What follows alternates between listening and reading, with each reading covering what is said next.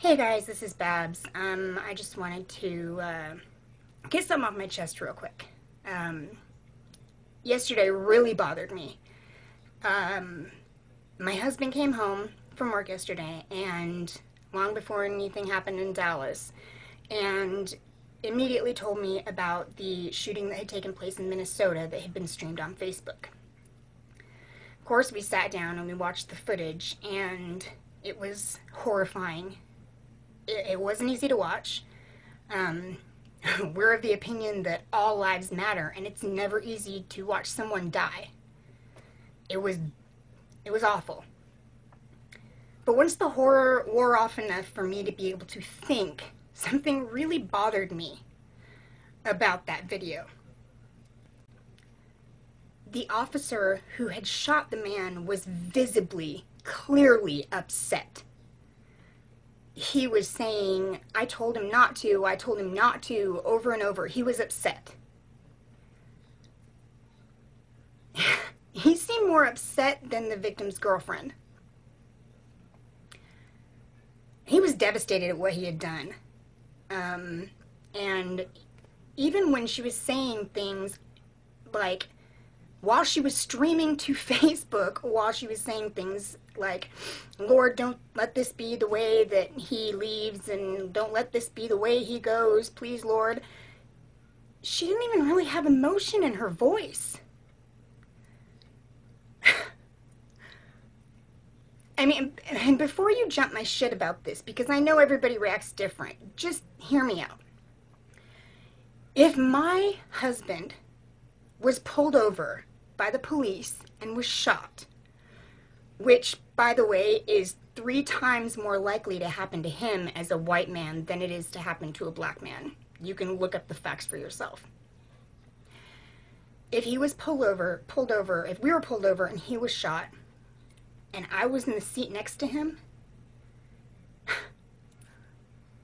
the last thing I would think about is I better start streaming this to Facebook and talking to everybody. It is making me upset just thinking about it. There's no way I could hold my shit together at all. But I can't even imagine. It's horrifying. And her reaction was so cold. So cold. Even after when she was on the ground, she was saying, "Oh, I dropped my phone, Facebook. I dropped my phone." She was obviously upset and angry, but she was very cold. While the officer was very clearly upset, it doesn't excuse what he did whatsoever. Whatsoever. What he did was wrong. I don't know all the facts of the case, but it doesn't excuse what he did. But it does make me think. It makes me seriously doubt that he pulled those people over with hate in his heart and with the intent to kill them. His reaction doesn't match up to that intent at all. He was upset. While the deceased girlfriend was cold.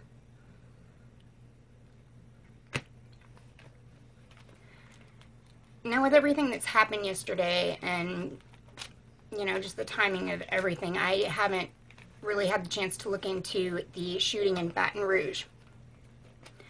I don't know any of the details of that. All I can say is that bad things, horrible things happen. And the individuals who do those horrible things should be held accountable. And notice I say individuals. I don't say this race should be held accountable. I don't say all police should be held accountable. The individual who does bad things should be held accountable. As far as race issues go, it felt like we were at a really, really good place for a while. We were at this place where we really did look at each other as people and not as colors. And then Obama ran for office, and all of a sudden, if you disagree with him, you're a racist, and all this race crap blew up. And if you can look me in the eye and tell me that things were just as bad between the races in America before Obama was elected, you're just a big fucking liar. We really did just treat each other like individuals. We didn't care about the color of anybody's skin. Don't you guys miss that? I miss that so much. And as a mother, it kills me to think that the way things are going now, my children might not ever be able to be adults living in a society like that. Look at how far this is going. Murdering another human being because they wear a uniform and a badge is still murdering another human being. People don't even look at cops like they're people anymore, like they're human beings. I saw this great video on YouTube. I'll put the link in the description below, and I'll also link the video if it's still up, of the woman streaming that shooting. But this video by Ami Horowitz was so good. He went to New York and he asked people on the street about the NYPD and how they treat black people. And of course, tons of white people were saying stuff like, oh yeah, they're horrible to black people and they single them out and they're just bad. And one guy says, go to Harlem. Go to Harlem and ask people on the street. They'll tell you how bad it is. They'll tell you. So he did. He went to Harlem. You know what the people of Harlem, a predominantly black community, you know what they had to say about the cops? That they love the cops. They pray and thank God for the cops. They kept telling stories of positive stories about things that cops had done in situations where they dealt with the cops. The only complaint they had were that they wished they had more cops.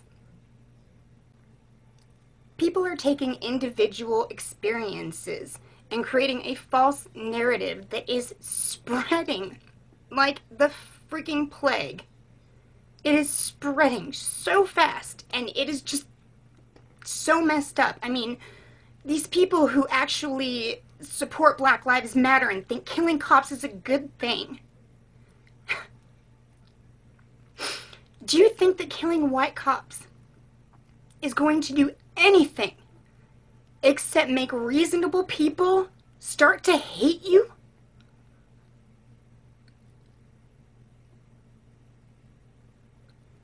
I can't speak as to the Baton Rouge incident, but I did see the video of the incident in Minnesota, and I can tell you that that cop was very upset and very emotional.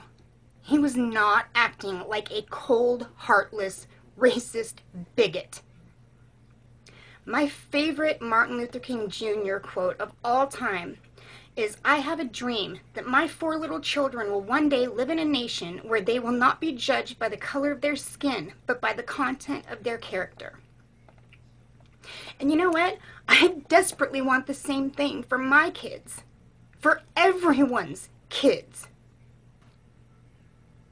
I live in the South, and almost all of my kids' friends are black. In our neighborhood, we have this great neighborhood where we're close with all of their friends, and they're close with their friends' parents, and we're close with their friends' parents, and we all look out for each other's kids all the time. And we're all really protective of each other's kids, like we would be of our own. And we have this little neighborhood community, black, white, doesn't matter.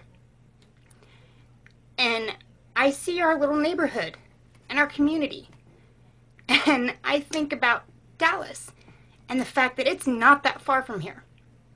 And it sickens me, and it honest to God makes me wonder if my children are going to be able to grow up and even have a community like we do now. And that is something that I should never have to worry about or wonder.